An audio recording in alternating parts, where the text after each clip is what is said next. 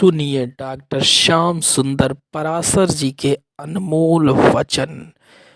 आज की इस कथा में आप लोग भगवान श्री कृष्ण की एक और सुंदर लीला का श्रवण कीजिए और मनन कीजिए। श्री राधे राधे। दथ वर्णयेद्यः भक्तिं परां भगवते प्रतिलभ्य कामम् हृद्रोगमास्वपघनोत्यचिरेण धीरः। परम मंगलमय भगवत स्वरूप श्रीमद् भागवत महापुराण सप्ताह ज्ञान यज्ञ में पंच प्राण स्वरूप भगवान के दिव्य महारास रास पंचाध्यायी का कल हम लोगों ने श्रवण किया। आज कथा का विश्राम दिवस है, इसलिए अब वृंदावन में भगवान का वह नित्य रास विलास चल रहा था, चलने दीजिए। इधर मथुरा में क्या हो रहा है थोड़ा मामा जी की भी सुन लीजिए। राजा कंस को देवर्षि नारद के द्वारा जब ये विदित हुआ कि तुम्हारा काल देवकी का 8वां लाल, जो इस समय नंदलाल बना ब्रज में विहार कर रहा है, तुम्हें पता भी नहीं,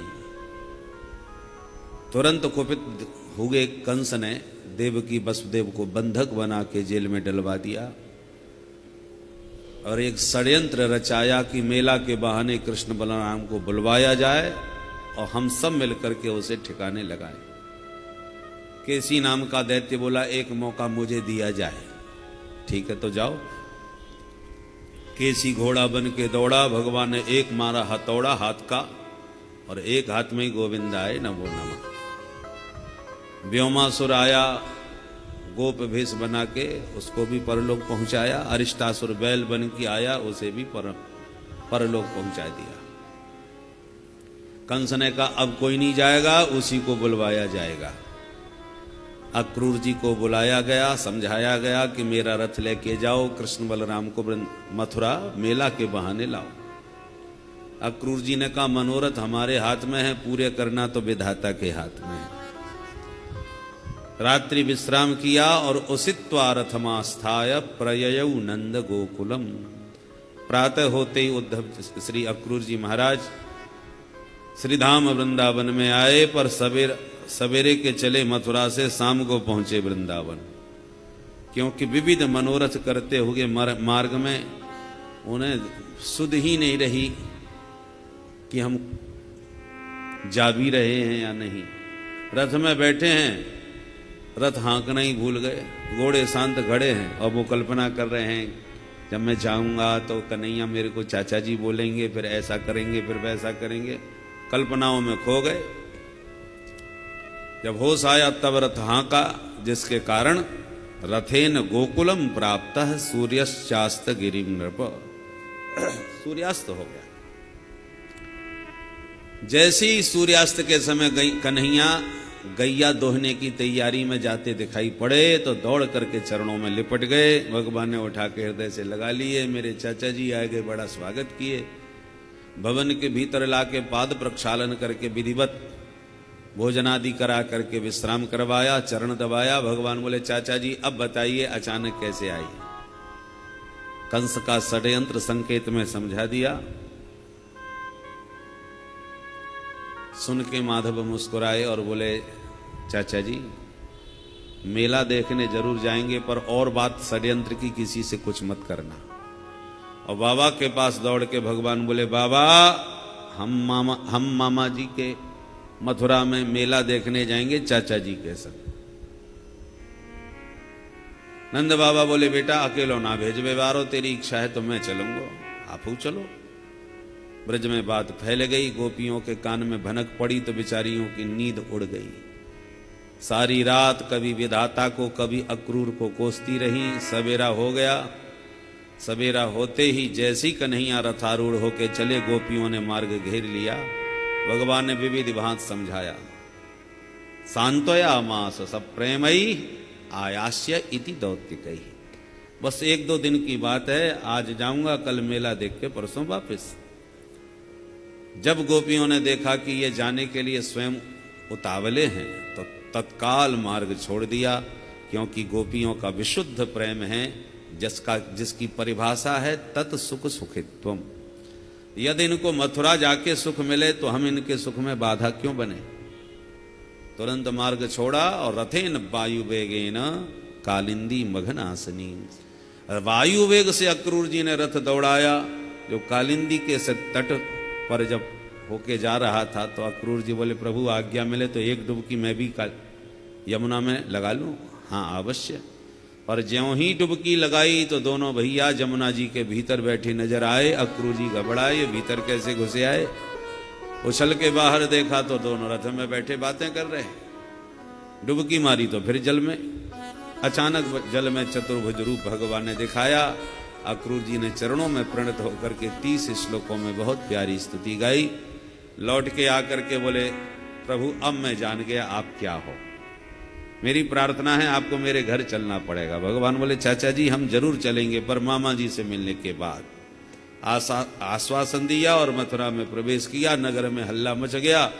जिस गली से गोविंद निकले सुंदरियां सुमन वृष्टि से स्वागत करने लगे। ब्रजवासी बोले, लाला बड़े फूल बरस रहे हैं, का चक्कर है। कन्हैया बोले, खबर ना, यहाँ के महाराज मेरे मामा जी लगे तो भांजे को स्वागत ना करवाएंगे। ओ जे बात है तो पहले चौना बताई भैया, हम बढ़िया बड़ी बगलबंदी पहन के नाम थे। भगवान बोले, तो अब का बिगड़ गए, जो चाहिए वो बताओ, मामा के यहाँ सब व्यवस्था है जाएगी। तो कन्हैया तू अच्छी तरह जाने ब्रजवासी इनकी 4 पहचान। चमाचम तो कपड़े होना चाहिए, और दूसरी थापक थुआ चंदन होना चाहिए, तीसरी गले में माला होना चाहिए, चौथी आंखन में मोटो मोटो काजर होना चाहिए। तो लाला काजर की डिबिया तो जेब में ही पड़ी रहे 24 घंटे ब्रजवासी के, वो लंबे लंबे काजर लगाए ले, पर बाकी व्यवस्था तो करनी पड़ेगी। भगवान बोले, चिंता मत करो, तुम तो चले चलो।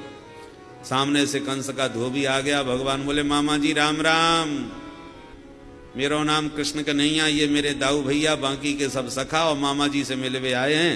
मेला भी देखेंगे, पर तुम्हारे कोटरी में बहुत जोरदार कपड़ा चमक रहे हैं, यदि ये कपड़ा हम पहन के मिलेंगे तो मामा जी भी खुश रह जाएंगे।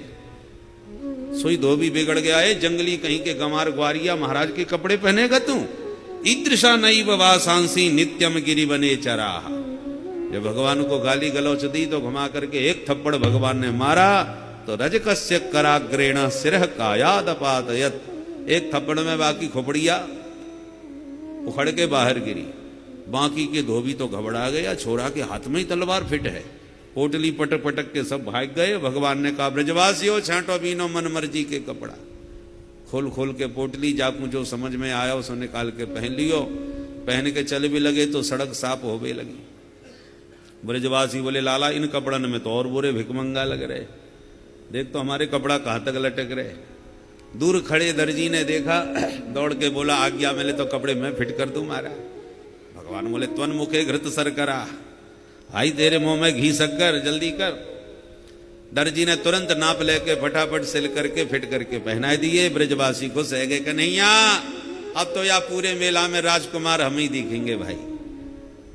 और लाला दर्जी से भगवान बोले, तैने भाई ब्रजवासी इनको खुश कर दिए, अब बोल कहा चाहिए। दर्जी बोला, आपकी दया दृष्टि बनी रहे महाराज, मोह और कछूना चाहिए। और मन में सोचा, धोबी को जो इनाम दई वो तो हमने देख ली। भगवान बोले, तो जाओ, हमारा आशीर्वाद है, खूब फलोगे फूलोगे। सो आजकल महाराज देखो मुन्ना टेलर के कैसे चकाचक ठाट चल रहे। बोलो राधे राधे राधे राधे। जमाने बीत गए, आने 2 आने 4 आने के। भगवान को जब हम जीव 2 हाथों से देते हैं तो भगवान के पास 1000 हाथ हैं। भगवान फिर अपने 1000 हाथों से देने लगते हैं। और 1000 हाथ वाला जब देता है तो 2 हाथ वाला संभाल नहीं पाता। 1000 हाथ वाला जब छीनता है तो 2 हाथ वाला कुछ बचा नहीं पाता। बोलो राधे राधे। तो भगवान ने चकाचक दर्जी कर दिए और आगे बढ़ लिए। ब्रजवासी बोले, पोशाक तो जोरदार मिल गई, कन्हैया पर ने कसर पड़ गई। कहा, बोले ने गले में माला और गिर जाए, सोई माला माल है गए। ठीक है चलो। ततः सुदामनो भवनम मालाकारस्य जगमतुः। सुदामा माली के भवन में गए, जोरदार माली ने स्वागत किया, सबको माल्यार्पण करके भगवान के भाव भक्ति में भर करके बड़ा सुंदर भगवान को रिझा दिया। भगवान खुश हो गए, पराभक्ति का आशीर्वाद देके प्रस्थान किया। अब माला की बात चल रही है तो माला माल हो ही जान दो। मूलबंसी वारे की, श्री राधा वल्लभ लाल की। माली की माला से माधव मुग्ध हो गए, प्रसन्न हो गए और पराभक्ति का आशीष प्रदान किया।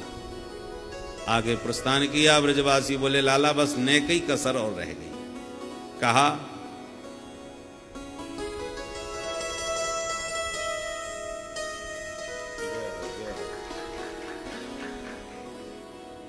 वाह प्रभु। ब्रजवासी बोले लाला हमने माथो सूनो अच्छो ना लग रहा, थापक धुआ चंदन और लग जाए। ठीक है भाई।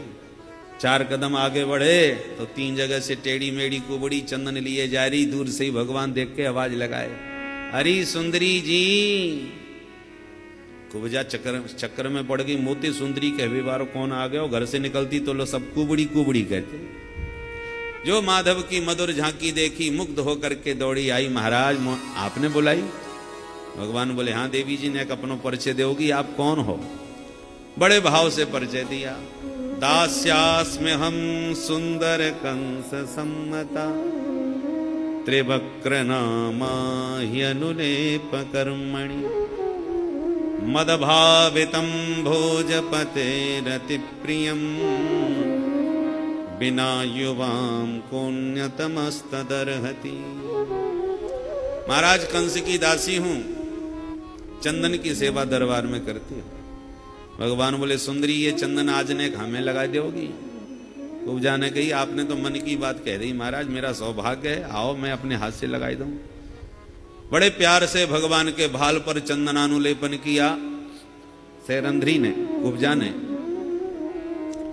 ब्रजवासी बोले हाँ देवी जी इधर भी। कुब्जा ने तो पूरा कटोरा ही खाली कर दिया। ब्रजवासियों को चंदन एक टिपकी से काम ना चले। थापक धुआ गल छप्पा संप्रदाय अलग गई हो मारे। पूरे मोहड़े में चंदन पोत लियो। कन्हैया भैया अब तो माँ तो ठंडो कर दियो यार, आनंद आ गयो। पर लाला रे तेने या बिचारी को सबरो चंदन पोत लियो, लियो दियो कछू ना है। फिरी के चंदन घिस मेरे नंदन। अरे भैया तू भी तो कछू दया बिचारी को मेहनतानो। भगवान बोले अभी ले। कन्हैया तुरंत कुब्जा के पास आए, वाके पैर के अंगूठे को अपने पैर के अंगूठे से दबाए लियो। एक हाथ वाकी ठोड़ी के नीचे लगाए लियो, दूसरो हाथ वाकी कमर में डाल लियो। दाऊ जी ने तो शर्म के मारे मुंह घुमाई लियो। धीरे से बोले लाला ध्यान रखियो, ये अपनो वृंदावन ना है, मामा के घर है। भगवान बोले मुझे सब ध्यान है दाऊ दादा, चिंता मत करो। श्री दामा मधुमंगल इशारो करवे लगे। कन्हैया रे कछू है जा, तेरी जोड़ी बड़ी प्यारी लग रही है। तू भी 3 जगह को टेढ़ो और ये भी 3 जगह की टेढ़ी, दोनों बन गई जोड़ी। हंसवे लगे। और जब तक काऊ के कछू पल्ले पड़ी तब तक तो कन्हैया ने एक झटका मार दियो। मुकुंद संस्पर्शना सद्यो बभूव प्रमदोत्तमा। गोविंद के एक झटके में तीनों कुबड़े गायब है गए। छल छबीली छोरी बन के छम छम नाचने लग गई। बोले नंद के लाला की। अब तो देखने वाले दंग रह गए, भाई छोरा तो जादूगर है, जन्म की टेढ़ी है, एक झटका में सीधी कर दी याने। तो कुब्जा ने पीताम्बर पकड़ के प्रणय निवेदन किया प्रभु से, प्रभु घर पधारो। भगवान बोले पधारेंगे पर अभी बड़े भैया हैं, बाद में आएंगे। संकेत दे करके प्रभु आगे बढ़े। व्यापारियों ने जगह जगह पर भगवान का अभिनंदन पूजन किया, स्वागत किया। भगवान कंस के विशाल सभागार में प्रविष्ट भये। सभा भवन का निरीक्षण करते करते दृष्टि एक विशाल धनुष पर पड़ी। तो भगवान बोले दाऊ दादा आज्ञा हो तो या धनुष है उठाऊं? सैनिक हंस के बोले कल का बच्चा, दांत भी दूध के नहीं गिरे और धनुष उठाने चल दिए। दाऊ जी बोले लाला तो उठा के दिखा तो सही। कन्हैया तुरंत धनुष के पास